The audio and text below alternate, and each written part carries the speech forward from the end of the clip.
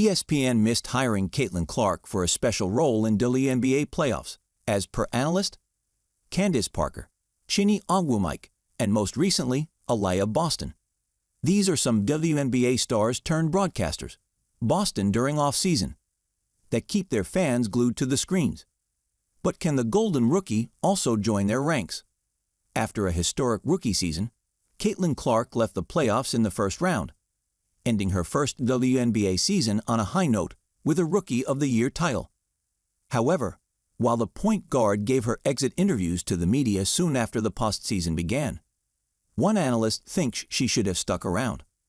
On the Outkick Hot Mic, Jonathan Hutton and Chad Withrow look at the postseason numbers and claims of how viewership has gone down, or not gone down, because of Clark's absence.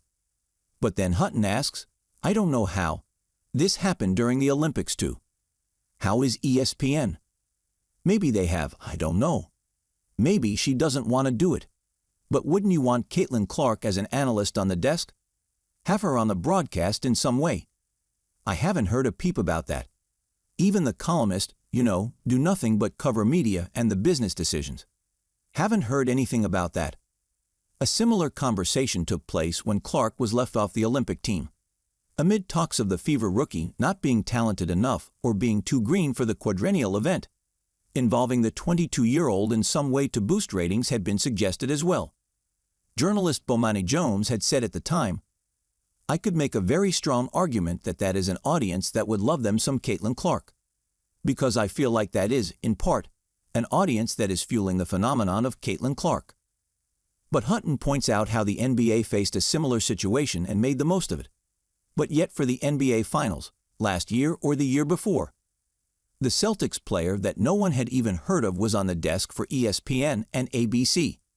This Caitlin Clark behind the mic would be a no-brainer, but we don't see it, because the WNBA doesn't want to embrace that. When CC went viral for her baseball commentary skills, the analyst job had been jokingly suggested then as well. But perhaps the W should make quick use of her popularity before another sport snatches her up. If Clark somehow does end up behind the microphone, there is one thing that another analyst would like her to do. The extreme narrative surrounding Caitlin Clark is not new.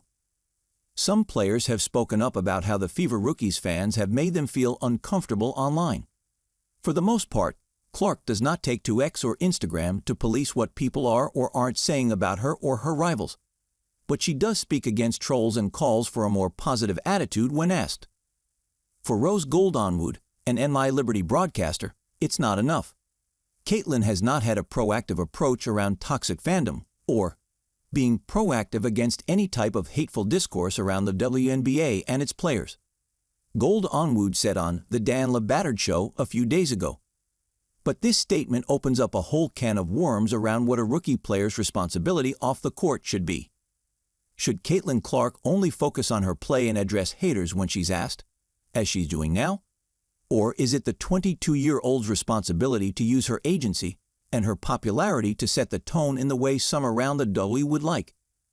However, with Aliyah Boston already in ESPN's own roster, maybe the Iowa sensation can end up there.